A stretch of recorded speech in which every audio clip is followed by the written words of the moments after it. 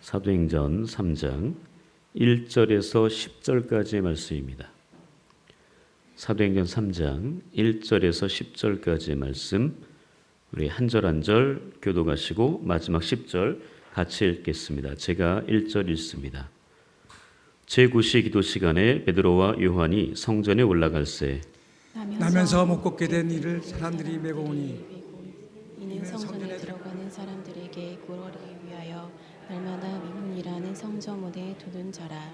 그가 베드로와 요한이 성전에 들어가려 함을 보고 구걸하거늘 베드로가 요한과 더불어 주목하여 이르되 우리를 보라 하니 그가 그들에게서 무엇을 얻을까 하여 바라보거늘 베드로가 이르되 은과 금은 내게 없거니와 내게 있는 이것을 내게 주노니 나사렛 예수 그리스도의 이름으로 일어나 걸으라 하고 오른손을 잡아 일으키니 발과 발목이 곧 힘을 얻고 뛰어 서서 걸으며 그들과 함께 성전으로 들어가면서 걷기도 하고 뛰기도 하며 하나님을 찬송하니 모든 백성이 그 걷는 것과 하나님을 찬송함을 보고 그가 본래 성전 미문에 앉아 구걸하던 사람인 줄 알고 그에게 일어난 일로 인하여 심히 놀랍게 여기며 놀라니라. 이는 하나님의 말씀입니다. 아멘. 오늘 이 수요기도의 자리에 오신 여러분들을 주님의 이름으로 축복합니다. 아멘. 우리 앞뒤좌우를 한번 보시겠습니까? 참 멋진 분들이세요. 네, 아주 참 좋으신 분들입니다. 네, 하나님의 은혜가 오늘 이 밤에 가득하게 내릴 줄 믿습니다. 아멘. 네, 자 오늘 본문에서 사도 베드로와 요한이 등장합니다.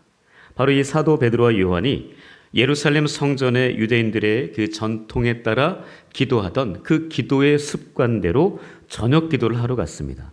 여러분, 유대인들은 하루에 몇 번 기도하는 줄 아세요? 3번. 네, 3번을 기도합니다. 하루에 3번을 기도하는데 언제 기도하냐면 아침부터 기도해요. 아침 몇 시? 9시, 그리고 12시, 그리고 3시. 네, 이렇게 3번을 기도합니다. 그래서 3, 6, 9. 여러분 아시죠? 369, 369. 뭐 이거 옛날에 안 해보셨어요? 네. 369 시간에 기도를 합니다. 근데 이거는 그 유대 시간이에요. 유대력에 따른 시간이고 우리의 현재 시간은 다릅니다. 그죠? 네. 아까 말했던 9시, 12시, 오후 3시 이렇게 되면은 뭔가 이게 안 맞잖아요. 그러니까 여러분 복음서에 나오는 그 시간에 또 사도행전도 마찬가지고요. 그 시간에 6을 더하십시오. 6을 더하면 우리 현재 시간이 됩니다. 그러니까 지금 9시라고 그랬잖아요. 9시라고 그랬잖아요. 9시. 9시면은 몇 시예요? 6을 더하면 15시. 그러면 오후 3시인 거예요. 그럼 지금 저녁 기도하러 가는 시간입니다. 그래서 이 유대인들은 하루에 3번씩 예루살렘 성전에 올라가서 그렇게 하나님 앞에 기도를 드렸습니다. 근데 유대인들은 꼭 이렇게 하니까 율법적이잖아요. 그죠? 3번씩 시간에 맞춰서 성전에 올라가서 기도하니까 굉장히 율법적이어 보입니다. 여러분, 그러나 우리는 이 사람들의 그런 율법주의적인 그런 모습을 무조건 쫓아하는 게 아니라 이 율법주의적인 모습도 우리에겐 필요합니다. 여러분, 어쩌면 지금 이 수요기도에 나와 있는 이 시간이 그런 거 아니에요? 딴 데 갈 수 있는 거 아니에요? 딴짓 할 수 있는 거 아닙니까? 그죠? 근데 이 시간에 나와 있단 말이죠. 바로 그 이야기는 그만큼 율법적인 시간도 우리에겐 필요하다라는 것입니다. 다시 말하면 하루에 3번씩 기도하던 유대인들의 그 모습들 무조건 율법주의적이다, 형식적이다라고 이야기할 수는 없다라는 거예요. 바로 그 기도의 모습이 우리 가운데도 필요하다는 것입니다. 그 기도의 모습이 회복되시기를 축복합니다. 하루에 3번씩 무조건 시간을 정해놓고 하라는 얘기는 아닙니다. 그러나 그만큼 이런 기도의 시간들을 내 습관에 좀 젖도록, 그러니까 습관이 되도록 그렇게 기도 시간을 맞추어서 하실 수 있는 우리 모두가 될 수 있기를 축복합니다. 아멘. 네. 자, 근데 아까 예루살렘 성전에 올라갔다고 그랬잖아요. 예루살렘 성전에 올라가는데 그 예수님 당시에 그 예루살렘 성전은요, 헤롯 성전입니다. 자, 헤롯 성전 한번 보시겠습니까? 네, 헤롯 성전이 저렇게 돼 있어요. 여러분 잘 안 보이죠? 네, 저도 잘 안 보여요. 네, 자, 그 성전이 저렇게 생겼구나라는 것만 생각하시면 될 것 같고요. 자, 이렇게 그 헤롯 성전이 저런 모습이었다라는 것입니다. 저기 보면은요, 이게 지금 사각으로 이렇게 둘러싸여져 있는데, 바로 그 주변에 문들이 있어요. 네, 그 문들이 동서남북에 있거든요. 총 8개의 문들이 있습니다. 예루살렘 성전 바깥문은 8개가 있어요. 동쪽에 하나, 서쪽에 4개, 그리고 남쪽에 2개, 북쪽에 1개가 있습니다. 저렇게 지금 동서남북에 다 문이 있습니다. 동문, 서문, 북문, 남문 이렇게 되어 있습니다. 네, 자 그런데 오늘 봐야 될 것은 이제 남문이에요. 남문. 남문 쪽에 보면은요, 네, 이 성전의 문이 2개가 있습니다. 2개가 있는데, 네, 문이 2짝. 네. 문이 2짝. 그러니까 더블 게이트가 있고요. 그리고 3짝이 있어요. 3짝, 네, 3게이트가 있습니다. 그러니까 지금 남쪽 문에는 저 문이 2개가 있습니다. 바로 더블 게이트하고 3게이트가 있는데, 저 더블 게이트는 여러분 지금 이 베드로와 요한이 성전으로 들어갈 때 들어갔던 문이 바로 더블 게이트예요. 원래는 더블 게이트가 맞아요. 이렇게 부르는 건데 지금 미문이라고 되어져 있습니다. 미문. 그러니까 원래는 2개의 문이라는 뜻인데 그 미문이라고 되어 있어요. 왜 그러느냐? 저 문이 그 안으로, 그러니까 보기에는 그냥 그저 그런데요. 그 안쪽으로 조금만 들어가면 굉장히 화려한 금은으로 되어져 있기 때문에 저렇게 되어 있대요. 그렇기 때문에 미문이라고 이야기를 한답니다. 근데 저 문을 누가 들어가느냐? 저기 써 있죠. 이스라엘 평민들이 주로 사용하던 문이라고 합니다. 그래서 들어갈 때는 오른쪽 문. 그러니까 문이 아까 2개라고 그랬잖아요. 오른쪽 문으로 들어가고 나올 때는 왼쪽 문으로 나오는, 자, 그런 모습의 지금 미문이 바로 그렇습니다. 자, 이런 그 문, 여러분 저렇게 있으니까 굉장히 예루살렘 성전이 너무나 아름다워 보이고 너무나 웅장해 보입니다. 그죠? 저기 그 가운데에 있는 것은요, 성막이에요. 네. 저기 성막이 그 가운데 딱 있고요. 그 주변에 뜰도 있고요. 그 솔로몬의 행각, 좀 이따가 나오는데 솔로몬의 행각도 있고요. 뭐 여러 가지 다 있습니다. 아주 굉장히 잘 지어놓은, 그래서 저기에 들어가서 이 유대인들이 하루에 3번씩 기도한 그 곳이었습니다. 자, 여러분 교회를 어떻게 생각하십니까? 교회가 뭐죠? 교회가 뭔가요? 네? 우리 성원사님 이제 팔이 좀 많이 나으셨죠? 네. 아직 많이 안 나왔어요? 네, 네. 예. 그 교회는 뭐예요? 하나님의 성전, 하나님이 계신 곳, 그렇게 얘기할 수 있죠. 네. 하나님이 계시다는 그 이야기, 바로 그것은 우리가 교회는 건물만이 아니다라는 것을 알 수 있습니다. 저렇게 화려한 예루살렘 성전도 건물로만 존재하는 것이 결코 아니라는 것이죠. 여러분, 저 성전에 하나님이 계시면 성전이죠. 만약에 저 성전에 하나님이 계시지 않으면 성전이라고 이야기할 수 있을까요? 그렇죠. 여러분, 우리 운양교회 이 성전에 하나님이 계실 때 성전인 거지, 하나님이 계시지 않으면 여기는 다른 건물과 아무리 다를 게 없어요. 바로 교회는 건물만이 아니다라는 것을 우리는 정확하게 알아야 됩니다. 바로 그 교회가 바로 그런 곳인데, 여러분 제가 처음에 설교하러 제가 7월 달에 온 게 아니고 5월 달에 왔잖아요. 5월 달에 제가 처음 설교하러 왔을 때 이 자리에서 굉장히 놀랐습니다. 왜 놀랐을까요? 지금 이 운양교회 본당 이 성전의 모습이 제가 모교회로 있던 연동교회랑 너무 똑같아요. 너무 똑같다는 얘기는 뭐냐면 지금 이게 부채꼴로 딱 돼 있잖아요. 부채꼴로 돼 있고 2층으로 돼 있고 이게 딱 연동교회 축소판입니다. 너무나 똑같아서 제가 깜짝 놀랐습니다. 그래서 제가 처음 설교할 때 굉장히 마음이 편했던 것 같아요.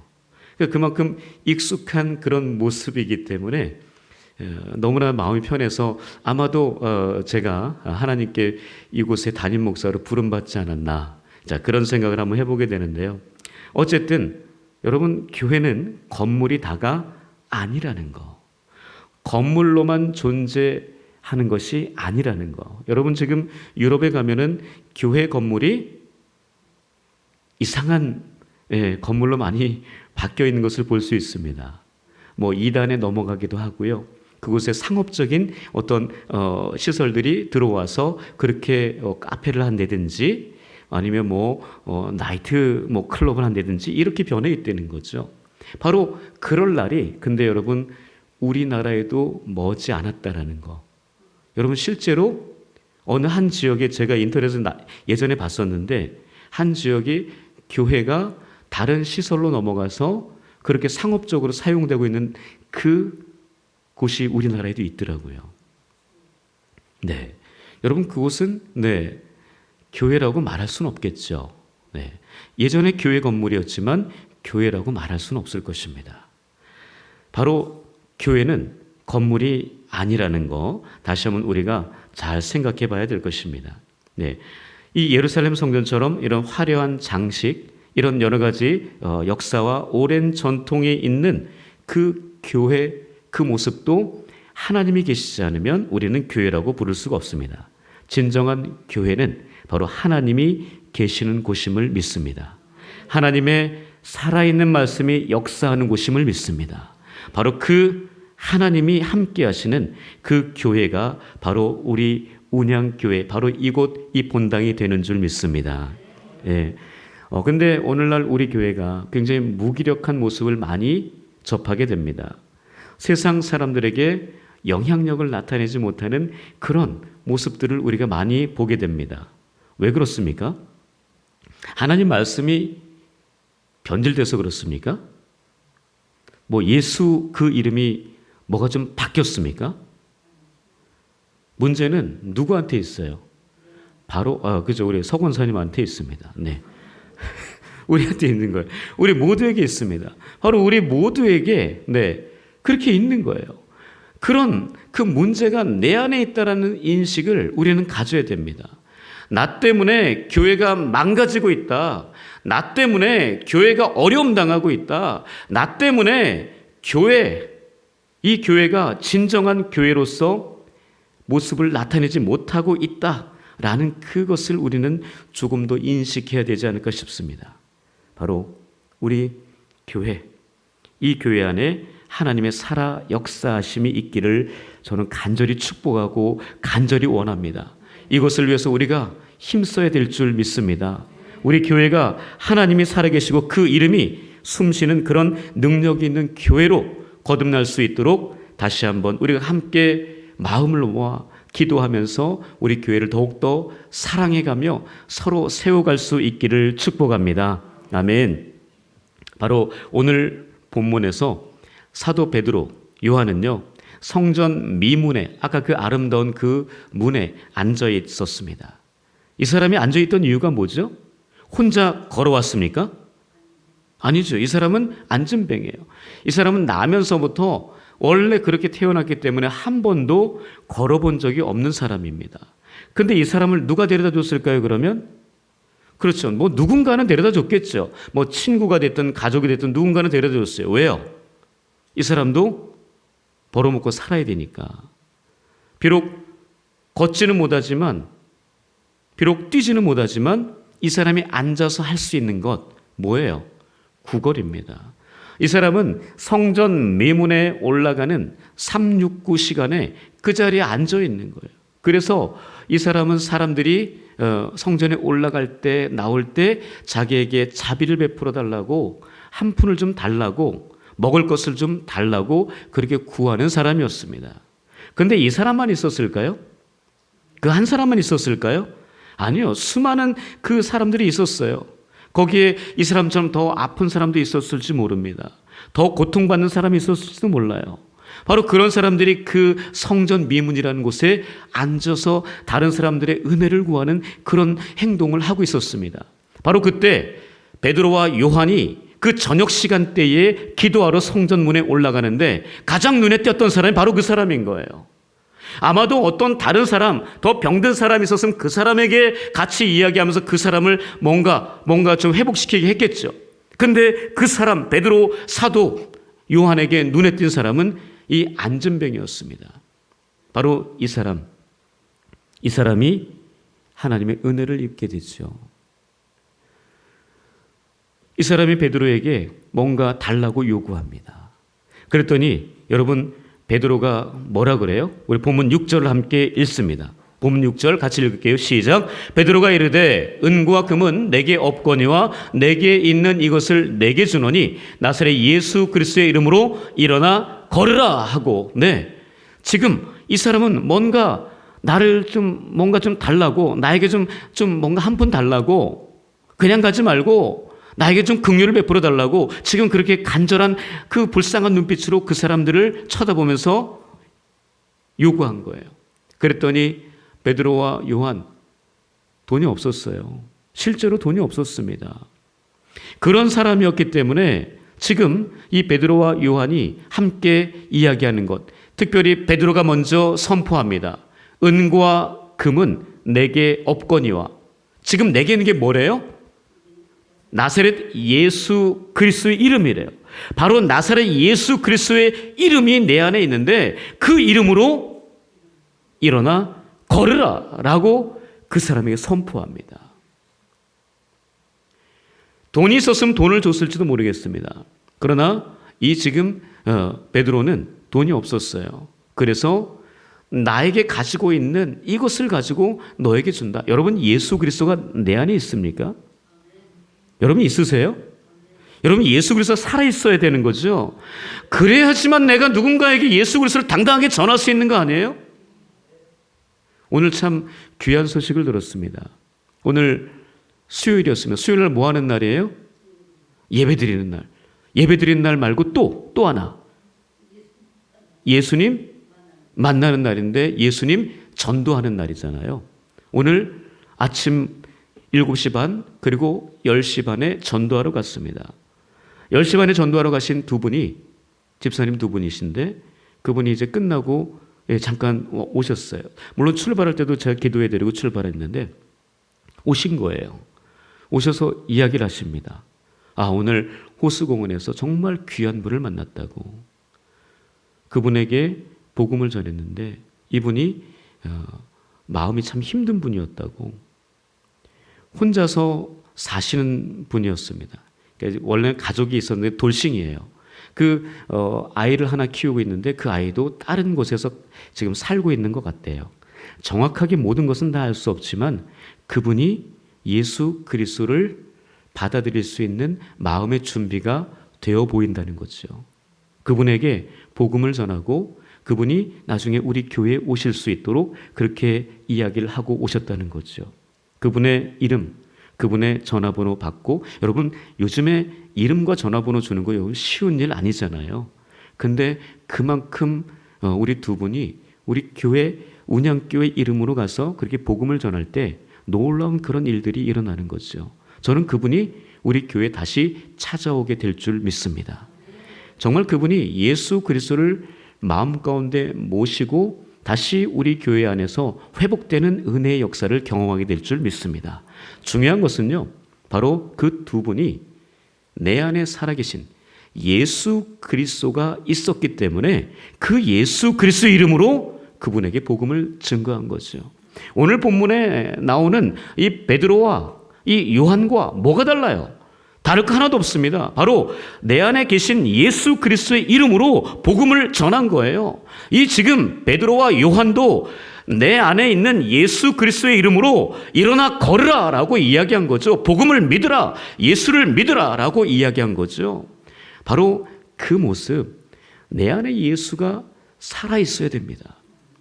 여러분 안에, 제 안에 예수 그리스도가 살아 역사하기를 주님의 이름으로 축복합니다. 그렇다면 우리 모든 한 사람 한 사람이 예수의 증인으로 예수를 증거하는 십자가의 증인이 될 줄 믿습니다. 바로 우리가 그렇게 살아야 되는 거죠. 우리가 그렇게 살아내야 됩니다. 바로 그것을 하나님께서 우리에게 기대하고 바라고 원하는 거예요. 그래야지 예수 그리스도의 그 십자가의 핏값이 아깝지 않은 거예요. 우리 교회를 세워놓은 이유가 뭐죠? 우리끼리 잘 먹고 잘 살기 위함인가요? 절대 아니라고 봅니다. 바로 예수 그리스도 그분의 이름을 증거하기 위함이고, 그 증거를 통해서 우리 교회가 더욱더 회복되고 풍성하게 하나님의 사람들로 넘쳐나는 부흥의 역사를 맛보는, 바로 그것이 주님께서 우리에게 원하는 것 아니겠습니까? 바로 우리 교회, 우리 여기 계신 한 분 한 분 그 마음속에 오직 하나님만이 살아 역사할 수 있기를 주님의 이름으로 축복합니다. 아멘. 네. 자, 근데 기적이 일어났어요. 일어나 걸으라고 하고 나서 그 다음에 이 베드로가 취한 행동이 뭐예요? 그의 손을 잡아 일으켜 세웠다라고 이야기합니다. 너 그냥 일어나봐. 그냥 말만 한 게 아니에요. 행동까지 같이 해준 거예요. 여러분, 그게 중요합니다. 말만 하는 거 아니에요. 복음을 믿으라고 말만 하는 게 아니라 어떻게 하면 그 사람을 이렇게 챙겨줄까, 세워줄까, 그 행위까지 우리가 가야 됩니다. 그래서 그 사람의 손을 잡고 이 베드로가 일으킵니다. 일으켰더니 무슨 일이 일어나요? 그의 발과 발목에 뭐가 생겼대요? 힘이 생겼대요. 그 발과 발목에 힘이 생겼답니다. 바로 여러분, 우리가 해야 되는 일이 그겁니다. 이렇게 세우는 거예요. 복음을 전하고 예수 이름으로 일어나라고 이야기하고 그 손을 잡아 일으키는 것까지 내가 해야 되는 거예요. 내가. 여러분, 그 다음에 힘을 주는 거는 누구예요? 그 발과 발목에 힘을 주는 것은 내가 해줄 수 있는 일이 아니에요. 누가 해요? 바로 예수 그리스도께서 하시는 일인 줄 믿습니다. 바로 그 예수 그리스도께서 그의 발과 발목에 힘을 주어서 그가 일어나더니 걷기도 하고 뛰기도 했다라고 이야기합니다. 그러면서 그의 입술은 뭘 했어요? 하나님을 찬양했습니다. 여러분, 이 사람, 여러분 그 4장에 가면은요, 이 사람이 나이가 몇 살이라고 기록되어 있는지 아세요? 제 나이입니다. 40살. 뭐 비웃고 그러시네요. 네. 예, 저 총각입니다. 네. 네. 40여 세가 되었다라고 이야기합니다. 여러분, 이 사람 40년 동안 한 번도 걸어본 적이 없어요. 한 번도 걸음마도 못 해본 사람이에요. 그런 사람이 지금 그 발과 발목에 힘을 얻어서 그 사람이 걷기 시작합니다. 여러분, 옆에 사람이 놀랬겠죠. 그러지 않았을까요? 함께 있던 사람들이 얼마나 놀랬을까요? 근데 정말 놀란 사람은 누굴까요? 본인 아니에요? 본인은 한 번도 걸어본 적이 없기 때문에 늘 자기한테는 나는 걷지 못하는 그런 인생이야 라는 정체성을 늘 가지고 있었어요. 나는 정말 못 걷는 사람이야. 정말 너무 부러운 거예요. 걷는 사람들 정말 어떻게 걷는 거지? 한 번도 걸어본 적이 없으니까. 그런 사람이 걷게 되니까 얼마나 마음 가운데 그 기쁨, 그 환희. 여러분, 로또 맞아보셨습니까? 김태희 기사님 로또 맞아보셨어요? 한 번도 안 맞아보셨죠? 네. 로또를 사보진 않으셨어요? 5,000원짜리 맞으셨대요. 예. 여러분, 로또 1등 돼본 사람, 바로 그 사람의 그 마음의 기쁨이 어떨까요? 정말 너무나 행복하겠죠. 네? 물론 그 비유가 좀 이상해서 그렇지만 정말 그만큼 정말 하나님 앞에 얼마나 큰 기쁨을 얻었을까요? 정말 온 세상, 아니 내가 지금 당장 죽는다 해도 어쩌면 이 사람은 그냥 기쁠지도 모르겠어요.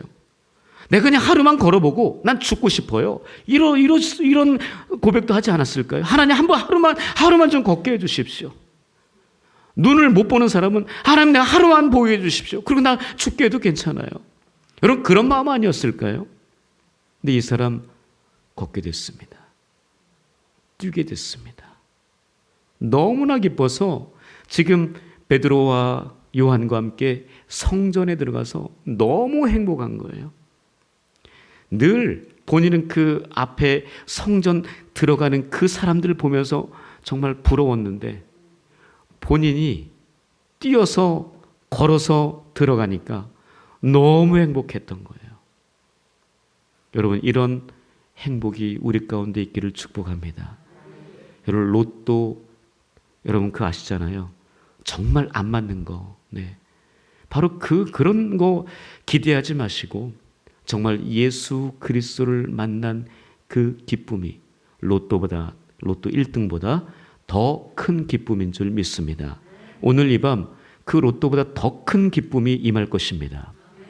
바로 그 하나님을 제대로 만나는 그런 은혜의 밤이 될 수 있기를 주님의 이름으로 다시 한번 축복합니다. 아멘. 자, 그런데 여러분 이 베드로와 요한이 참 된 사람들이라는 생각이 듭니다. 참 변한 사람들이라는 생각이 들어요. 여러분 예전 모습 기억하시잖아요. 바로 예수님 살아계실 때, 스승이 살아계실 때 그 모습들 기억하시잖아요. 얼마나 찌질이었는지 아시잖아요. 그런 인생들이 여러분 사도행전 2장 바로 전장이에요. 바로 그 전장에서 성령을 받은 다음에 이 사람들이 찌질이 바보에서 위대한 하나님의 사람으로 변화됐다는 거, 우린 이것을 잘 알아야 합니다. 그래서 그 모습이 여러분 그 성령을 받은 이후에 그 마가의 다락방에서 설교했던 베드로의 모습 기억하시죠? 사람들이 다 놀래버렸잖아요. 아니 저 학문 없는 범인, 평범한 인간인 줄 알았던데, 저 갈릴리 대학 수산학과 나왔던 그 인간인 줄 알았는데 정말 아무것도 모르는 그런 인생인 줄 알았는데 어떻게 이렇게 변할 수 있을까? 여러분 성령이 임하면 지식이 없던 그 인간도 지식으로 변하는 줄 믿습니다. 그 대표적인 예가 누굴까요? 지금 바로 보는 베드로입니다. 여러분 지혜 없던 사람이 지혜를 얻게 되는 것이 바로 성령을 통한 지혜입니다. 바로 성령께서 우리를 알려주신다고 이야기했잖아요. 가르쳐 주신다라고 이야기했어요. 그분의 그 성령을 입게 되면 우리는 그런 인생으로 변화되는 줄 믿습니다. 자, 이 베드로가요, 이 사도 요한이 어떻게 변했는지 여러분 우리 오늘 본문에선 읽지는 않았지만 12절을 함께 읽어보겠습니다. 12절입니다. 시작. 베드로가 이것을 보고 백성에게 말하되 이스라엘 사람들아 이 일을 왜 놀랍게 여기느냐? 우리 개인의 권능과 경건으로 이 사람을 걷게 한 것처럼 왜 우리를 주목하느냐? 지금 이 상황은요, 여러분 그 성전 안에 아까 솔로몬 행각이라고 했어요. 나중에 인터넷 보세요. 솔로몬 행각이라고 했는데 그 행각은요, 그 유대인 랍비들이 거기에서 강론하던데요. 그 강론하는 자리에 이 두 사람을 모셔 놓고 거의 신처럼 사람들이 바라보는 거예요. 그러면 이제 바라보는 느낌이 뭐예요? 놀란 거죠. 아니 나면서부터 걷지 못하던 그 인간을 지금 걷게 했으니까 이건 거의 신인 거예요. 그래서 물어보는 거예요. 왜 이스라엘 사람들 왜 놀랍게 여기느냐? 우리 개인의 능력, 경건, 바로 지금 나의 이 베드로와 이 사도 요한의 개인의 능력과 이 지금 경건으로 이 인간적인 그런 능력으로 이 사람을 걷게 한 것처럼 왜 우리를 주목하느냐라고 이야기하는 겁니다. 여러분 진짜 제대로 된 사람 아니에요?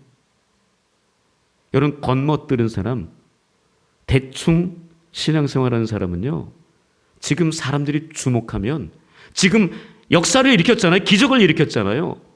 그것에 대해서 사람들이 주목하면 지금 우쭐해가지고 교만해가지고 자기가 한 줄 알아요. 자기가 잘난 줄 압니다. 자기의 능력으로 지금 안전뱅이를 일으킨 것이라고 착각하는 거죠. 누가 일으켰어요? 그들을 통해서 예수 그리스도, 바로 그 이름이 일으킨 것이죠. 그 이름을 믿었기 때문에 바로 그런 역사가 일어났다는 사실을 우리는 절대 잊으면 안 되겠습니다. 네, 자, 그래서 여러분 16절 한번 보여주시겠습니까? 여러분 16절에 보면은요 이렇게 기록하고 있습니다. 오늘 본문 다 읽을 수는 없어서 뺐는데 16절 읽어볼게요. 시작. 그 이름을 믿음으로 그 이름이 너희가 보고 아는 이 사람을 성하게 하였나니 예수로 말미암아 난 믿음이 너희 모든 사람 앞에서 이같이 완전히 낫게 하였느니라. 여러분 무엇이 이 사람을 성하게 완전하게 낫게 했대요? 믿음입니다. 바로 예수로 말미암는 믿음. 다른 거 아니었습니다. 예수를 믿는 그 믿음이 이 사람을 낫게 한 거예요. 여러분 그 믿음은 누구한테 있던 거예요? 누구한테 있었어요? 안전뱅이는 없었어요. 안전뱅이는 없었고 누구에게? 사도 베드로와 요한에게 있었습니다. 사도 베드로와 요한에게 그 예수 그리스도에 대한 믿음이 있었기 때문에 그 믿음으로 일어나 걷게 한 것입니다. 여러분 기적은 믿음으로 일어나게 되는데 그 믿음은요 바로 당사자. 여러분 성경에 보면 아프고 힘들고 지친 그 질병 걸린 그 사람들 치료되는 것은요 바로 그 자신, 질병이 걸린 그 자신의 믿음. 그래서 예수님 뭐라 그래요? 내 믿음대로 될지어다 라고 이야기하잖아요. 그 즉시 나으니라 라는 얘기를 들어보셨잖아요. 바로 그 당사자, 질병이 걸린 그 당사자의 믿음을 통해서 그 사람이 치유와 회복이 됩니다. 그리고 또 하나는 고쳐주고자 하는 그 열망을 가진 가족들, 지인들 또는 친구들. 여러분 그 문둥병자 4명의 친구들이 다 그 상체로 다 들고 예수님께 그 지붕을 뜯어가지고 달아 내린 거 기억하시잖아요. 누구의 믿음이에요? 그 친구들의 믿음이었어요. 그 병 걸린 그 인간의 믿음이 아니었습니다. 바로 그 친구들의 그 믿음을 보시고 주님께서 고쳐주신 거죠.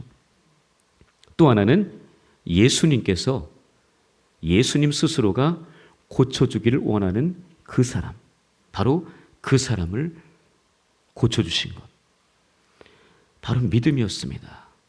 여러분 우리에게는 믿음이 필요합니다. 예수 그리스도를 믿는 그 믿음, 바로 그 믿음이 기적의 재료가 된다는 사실을 다시 한번 우리는 절대 잊지 않아야 되겠습니다. 여러분 히스기야 아시나요?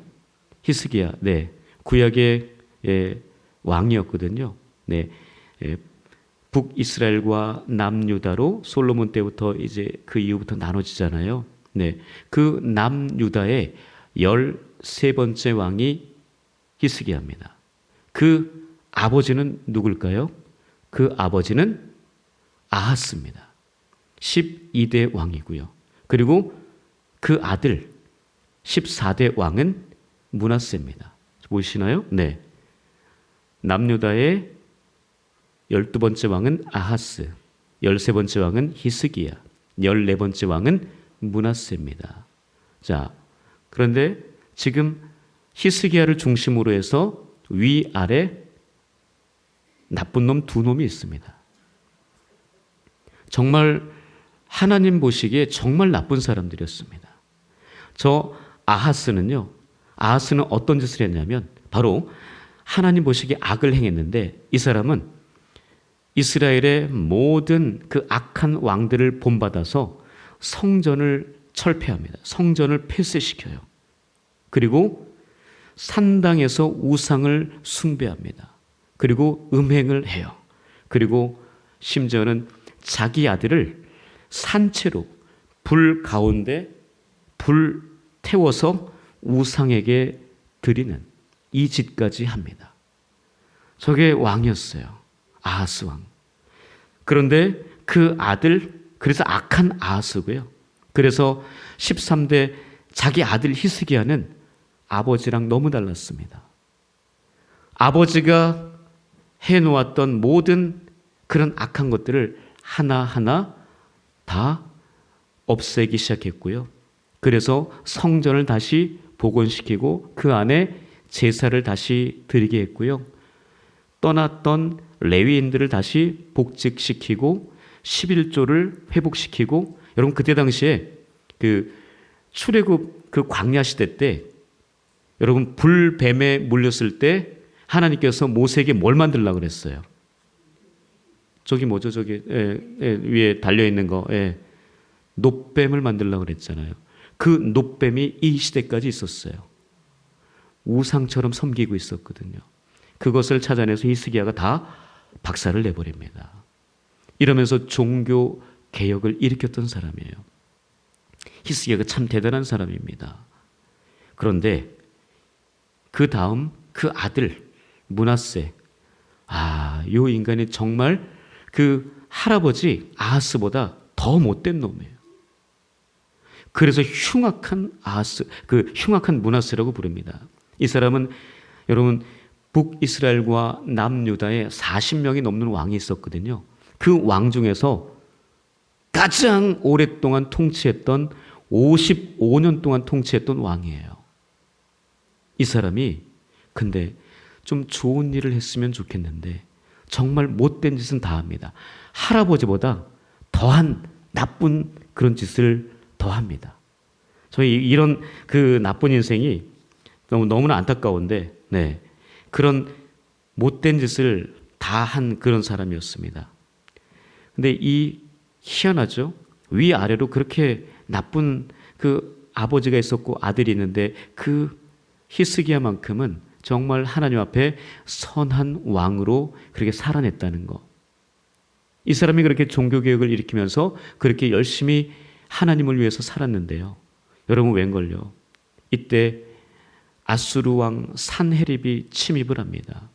산헤립이 침입해서 다른 성들은 다 무너뜨리고 예루살렘 성만 달랑 남은 거예요. 그래서 다 이 아수르 군대가 다 포위해 버렸습니다. 어떻게 밖으로 빠져나갈 수도 없는 그런 상황이었습니다. 이때 이 히스기야 왕이 하나님 앞에 간절하게 기도하기도 하죠. 그러나 이렇게 힘들어하고 고통하며 마음 가운데 큰 두려움을 가지고 있는 백성들에게 이런 말을 합니다. 자, 역대하 32장 7절 8절이에요. 자, 한번 읽어볼까요? 시작. 너희는 마음을 강하게 하며 담대히 하고 아수르 왕과 그를 따르는 온 무리로 말미암아 두려워하지 말며 놀라지 말라. 우리와 함께 하시는 이가 그와 함께 하는 자보다 크니 그와 함께 하는 자는 육신의 팔이요 우리와 함께 하시는 이는 우리의 하나님 여호와시라. 반드시 우리를 도우시고 우리를 대신하여 싸우시리라 하매 백성이 유다 왕 히스기야의 말로 말미암아 안심하니라. 바로 그렇게 두려워 떨던 그 백성들 얼마나 무서웠겠어요. 다 감싸고 있으니까. 바로 저 말로 그들보다 하나님이 더 크다는 거예요. 하나님이 그들은 인간의 팔로 돕는다면 우리는 하나님의 팔로 도움을 받는 사람이기 때문에 우린 결코 무너지지 않는다. 걱정하지 마라. 그렇게 안심시킵니다. 그러면서 히스기야가 하나님 앞에 간절하게 기도하는데요. 어떤 일이 벌어집니까? 바로 하나님께서 그 히스기야의 기도를 응답하시고 그 백성의 간절함을 들으시고 하나님의 사자를 보내서 하룻밤 사이에 18만 5천 명 아수르의 군대를 다 몰살시킵니다. 그리고 이 산헤립은 뭐 어떻게 할 수 없잖아요. 그래서 자기 나라로 돌아가는데 자기 나라로 돌아가서 자기의 신을 섬기는 신전에 들어가서 경배하다가 자기 아들들에게 죽임을 당하는 비참한 꼴로 끝이 나고 맙니다. 여러분 바로 이것이 가능했던 건 뭐죠? 그 기적과도 같은 하나님이 도와주지 않으면 그 18만 5천 명을 어떻게 이겨요? 도저히 이길 수가 없는데 하나님께서 기적을 베푸셨는데 그 기적은 바로 하나님이 히스기야의 믿음을 보셨다는 거죠. 바로 그 믿음 때문에 하나님께서 그 놀라운 일들을 일으키셨다라는 것입니다. 여러분, 우리에게 필요한 것은 믿음인 줄 믿습니다. 바로 그 예수 그리스도를 믿는 그 믿음. 베드로와 요한이 그 믿음으로 안전뱅이를 일으켰던 것처럼 히스기야가 그 믿음으로 하나님께 간구하여 하나님의 사자가 나타나 18만 5천 명을 다 몰살시킨 것처럼 놀라운 그 기적은 바로 믿음, 그 이름, 능력의 이름, 소망의 이름, 그 우리의 모든 것을 다 회복시킬 수 있는 그 믿음에 있었다는 사실을 결코 잊지 않기를 축복합니다. 오늘 이 밤 하나님 앞에 그 믿음이 회복되기를 간절히 소망합니다. 그 믿음으로 말미암아 다시 한번 하나님의 승리를 경험하는, 다시 한번 기적을 경험하는 우리 모두가 될 수 있기를 주님의 이름으로 간절히 축복합니다. 아멘.